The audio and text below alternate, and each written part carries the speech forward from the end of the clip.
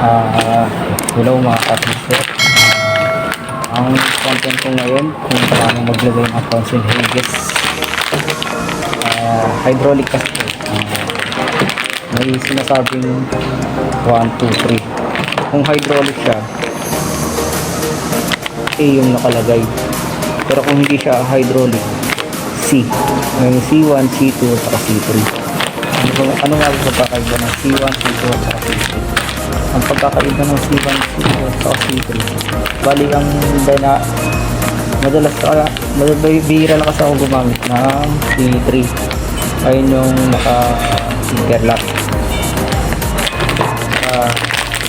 Ang madalas kong gamitin sa cabinet, half lock. Ibig sabihin pag half lock, nasa gitna siya kahoy.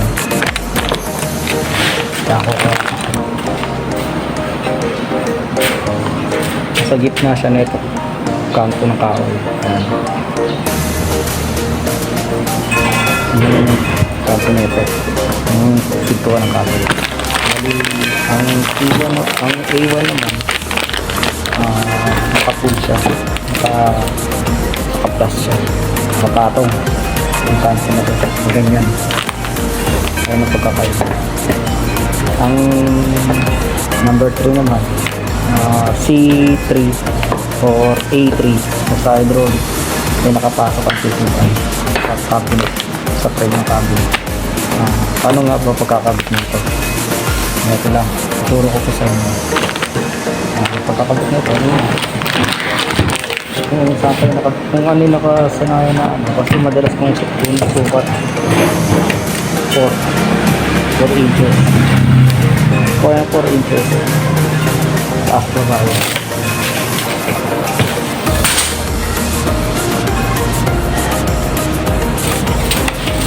So sa 4 inches is 10 cm. Ayun na madalas kong pumili. Para sa akin standard pagkakalim ko lang. Ewan ko lang sa iba. Para makita nyo yung kanto na ito. Ito. Yung listo. Kunin nyo lang yung gitna. Yan. Ito yung marka. Kuha nyo yung marka. Gumamit kayo na itong boring na hinges. Tapos nakikita nyo yung na ginitnaan nyo sa may listo. Kunin yung gitna doon. Tapos yung point ng gitna ng boring. May matulid sa gitna. Ayun lang.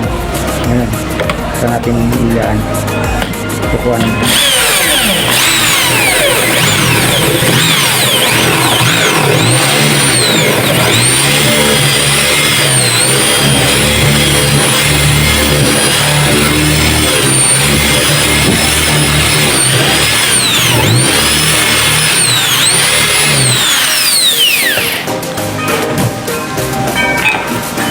Na siya. Ibig sabihin, ang gagamitin natin ito, bali na sa parting gitna tayo is 8. Kung hindi naman hydraulic, 8.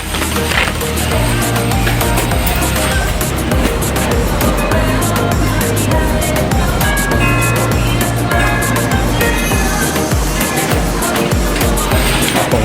Ang natin gagawin na pumunta natin, hindi na lang ito guys kasi kukulangin tayo pangit pag masyadong kunin yung ay piniswala para masasabi yung pantay para magaling pares ko lagi siya.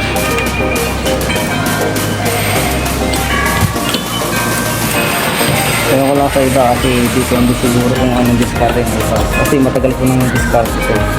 Hindi ko alam kung sila magpapadali. Basta tinuturo ko lang kung ano yung diskarte ko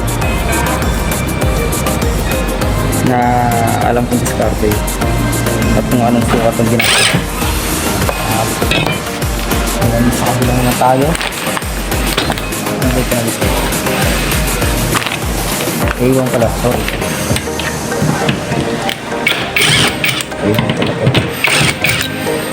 Dito pala tayo.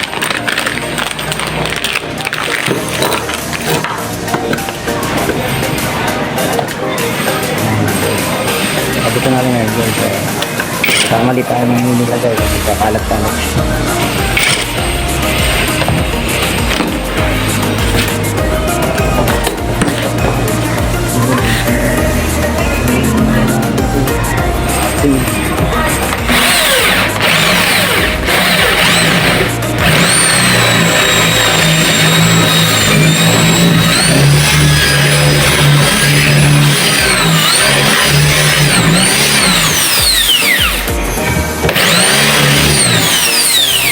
Guys, nakalimutan nga pala. Kailangan pag maglalagay ko nito is nakasagad lahat to. Ito, nakasagad to. Nakasagad to. Para kung dating sa adjacent sa may hindi na kayo mahirap.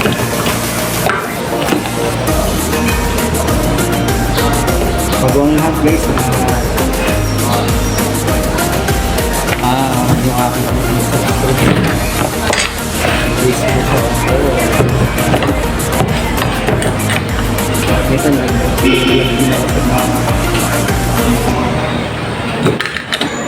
motor kasi ginamit ko nito ang pista na ito. Hanapin nyo yung para-search na ako sa YouTube tsaka sa FB page ko.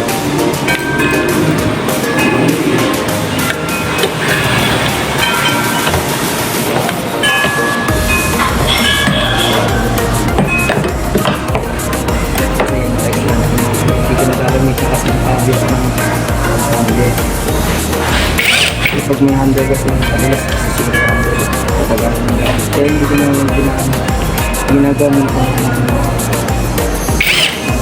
handle yung pag nakakanto na lang dito nakapot